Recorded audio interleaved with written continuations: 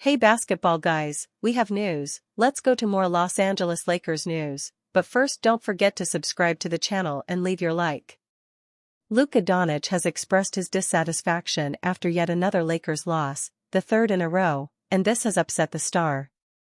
He has stated that he needs a big center alongside him, and manager Rob Pelinka will try to trade for Robert Williams from the Portland Trail Blazers. It would be better for the Lakers to bring in a great center than to see Luka Doncic not accept a contract extension and leave for another team. Doncic is the Lakers' new star and wants to be a champion. The Lakers have good players, but some of them, in addition to getting injured frequently, are unable to maintain the same level throughout the season. Players like Hachimura, Jared Vanderbilt and Gabe Vincent are good pieces, but an upgrade with more consistent players would be ideal for the Lakers. Rumors: the Lakers are interested in trading Jeremy Grant and Robert Williams from the Portland Trail Blazers. These two players could add a lot together with Doncic, Austin Reeves, and LeBron James, and the Lakers could be transformed into a powerhouse and favorite for the championship. Lakers lose to Magic, drop third straight game. The Magic dominated in the third quarter, leading to another disappointing Lakers loss. The Lakers fell apart in the second half, leading to a 118-106 Orlando Magic win. This marks LA's third loss in a row. Luka Doncic scored 21 of his 32 points in the first half. He also ended with 7 rebounds and 7 assists. LeBron James had 24 points to go with his 6 rebounds and 8 assists. Austin Reeves pitched in with 18 points, 6 rebounds, and 4 assists. Dorian Finney-Smith scored 14 points with 7 rebounds and 2 steals. The bench scored an abysmal 14 points. After a slow start, the Lakers went on a 7-0 run to take the lead. Orlando's Paolo Banchero was one of only 2 players on the Magic to score. He was up to 9 points and perfect from the field. Dorian knocked down a 3-pointer. Luka started heating up, scoring 11 straight points for the purple and gold. While that was a much-needed offensive boost, Jared Vanderbilt unfortunately picked up 3 quick fouls in 14 seconds. The Lakers then showed glimpses of showtime. Gabe Vincent stole the ball and passed it to LeBron, who then dished it to Austin for a great fast-break layup. Austin then returned the favor with a beautiful behind-the-back pass to LeBron for a layup. At the end of the first, the purple and gold were up by 4. Dalton Knecht opened the scoring in the second with a 3-pointer. The Lakers missed a few shots. Luka was subbed in and shot a jumper from mid-range, tying the game. Orlando jumped ahead after scoring 5 straight points. LA still struggled with defensive breakdowns that led to wide-open looks from behind the arc for the Magic. Los Angeles heated up and went on a 9-0 scoring run, thanks to them picking up their defense and getting shots from Luka and Dorian. Former Laker Kentavious Caldwell-Pope drained his second 3-pointer of the half. Luka scored another 3-pointer, then, on another play, he found LeBron for a layup. LA had gone up by 9, but the Magic started converting on their shots, going on a run of their own to erase that momentum the Lakers had built. Franz Wagner was the second Orlando player in double digits. He only knocked down 1 shot from behind the arc out of 4 attempts but was shooting 44% from the field. A breakdown on defense from the Lakers led to an impressive fast-break layup by Anthony Black. LeBron had the opportunity to score at the end of the quarter but missed 2 layups. LeBron was cooking early with 6 points. In one play, he had the ball and made the defender dance with him until he converted on a layup right as the shot clock expired. Wagner continued his strong play from the first half, dropping 7 points. The Magic went up by 7, leading to a timeout by LA out of the break. Dorian tipped in a layup off a missed shot from Luka. Midway into the quarter, the Lakers were down by double digits. Los Angeles had no answer for Banchero, who continued to have his way with them. A 13-2 Magic scoring run had made the Lakers play out of sync. LA had gone 3 minutes without a field goal until Luka drained a 3-pointer. The game quickly got away from the team, with just Luka scoring twice and the rest of the team falling apart. LA found themselves down by 14 going into the fourth. The final frame began with the Lakers winning the first minute with a layup by Gabe and a pair of free throws by Austin after he was fouled. Wagner scored on a hook shot following that. Austin found himself trapped with the ball and had to call an early timeout. Los Angeles missed a few shots in a row, leading to Orlando opening up a bigger lead again. In true Lakers fashion, they started trying to mount a comeback, cutting a 17-point Magic lead to 10. KCP fouled Luka on a three-point attempt, leading to 3 free throws that he made. Wagner scored 6 crucial points for the Magic, helping them stay afloat while the Lakers kept trying to mount a big comeback. With under 3 minutes left to play, the comeback hopes were gone. Coming off of an ugly 146-115 blowout loss to the lowly Chicago Bulls on Saturday night, the Los Angeles Lakers general manager Rob Pelinka may have shifted his mindset from the team's goal of winning a title this season to his plans for this coming summer. The Lakers' generational duo of Luka Doncic and LeBron James struggled mightily to initiate the team's offense against Chicago, evidenced by a combined 12 turnovers and plus-minus figure of -36.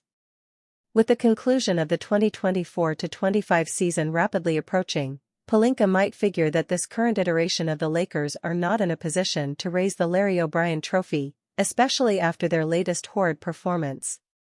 In an effort to put the storied franchise in a position to hang its 18th championship banner in 2026, it's plausible to believe that Pelinka could seriously entertain the idea of bringing in 2 pieces that would become integral to a future title-winning core in the form of the Portland Trail Blazers' Jeremy Grant and Robert Williams. If Pelinka were to contact Portland with the intention of landing the star duo, he could possibly get a deal across the finish line by offering the contracts of Rui Hachimura, Jared Vanderbilt and Gabe Vincent along with first-round draft capital. As prospective additions to a Lakers team that will have lofty expectations as long as Doncic and James are on the same squad, both Grant and Williams could help to elevate the group by playing specific roles. At 31 years old, Grant is a well-traveled, 6'7" scoring wing that averaged a career-high 21.0 points while shooting 40.2% from the three-point line last season. Grant's scoring average has dropped severely to a 14.4-point mark, but that could be explained by a lack of shot attempts and overall involvement in Portland's offense, as the rebuilding franchise continues to focus on their young talent. The same goes for Williams, who helped the Boston Celtics reach the 2022 NBA Finals as an intimidating shot blocker and athletic lob finisher while placing 7th in Defensive Player of the Year voting in 2021-22. Now in his 7th NBA season at age 27, Williams has contributed 5.8 points, 5.9 rebounds, and 1.7 blocks in only 20 appearances in 2024-25. Byron Scott impressed by vital LA Lakers role player, he should be hugging Rob Pelinka every time he sees him. Former Los Angeles Lakers great Byron Scott has paid tribute to one of the team's most improved players.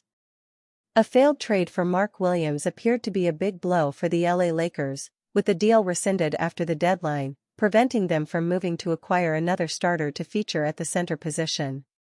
The Lakers were forced to try and shake up their roster after making the shock trade for Luka Doncic, and it turned out their solution was in-house. The team's fallback was to utilize Jackson Hayes as a starter, and he has seized his chance.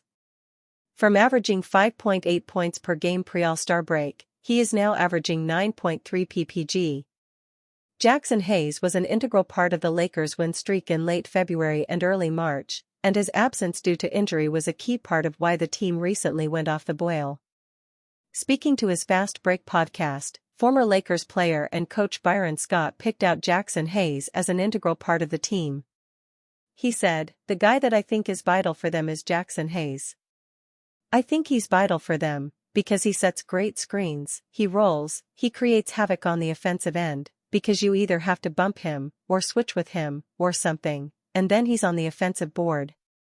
I like what they have been doing all season long, but especially since this trade." Scott pointed out that Jackson Hayes should be very thankful to Lakers general manager Rob Pelinka for pulling off the trade for Luka Doncic. "You talking about a brother that should be like Rob Pelinka, thank you so much, please be giving him a hug every time he see him. You trade away AD, you bring in Luka, and you throw him in that starting spot, and all he has to do is set great screens and roll to the basket. And he does a great job. He's so athletic he gets up and down the floor. At the defensive end he's a presence, which is what you need. But man, when you got LeBron and Luka, and throw in Austin, because he does a good job throwing lobs to him as well, he just puts the defense in turmoil because they have no idea what to take away. I love what he's been able to do with the team this year, and you got two guys who have elevated his game to a different level. Jackson Hayes highly valued by Lakers. Jackson Hayes is highly valued by this LA Lakers teammates, with Luka Doncic recently praising his impact following his return against the Spurs. Pelicans player Trey Murphy picked out Hayes after New Orleans' recent matchup against the Lakers, while NBA insider Brian Windhorst admitted he had been proven wrong by the player's performances. Hayes' performances have impressed Lakers fans, and his close relationship with Doncic has been a help, with the pair sharing a mutual agent, and admitting they dreamed of playing together, years before the shock trade. Magic Johnson reveals what could hurt Lakers in postseason. The Los Angeles Lakers are in a bit of a rut. They have not played their best basketball lately, losing 6 of their last 9 games. Injuries have had a significant impact on their play lately, but their most recent game against the Chicago Bulls on Saturday was not encouraging at all. The only good news about Saturday's match was that the Lakers were healthy for the first time since late February. The bad news, however, was the entire game. LA was dog-walked against a Bulls team who will be lucky to capture the number 8 seed in the East. It was not an encouraging game for the Lakers. Not only liked what they saw, including legendary Laker and Hall of Famer, Magic Johnson. Johnson was not happy with the Lakers' play and added how this may be a cause for concern in the playoffs. Johnson's concerns are valid. While the Lakers have had much success on the defensive end in the second half of the season, they have not been the same as of late.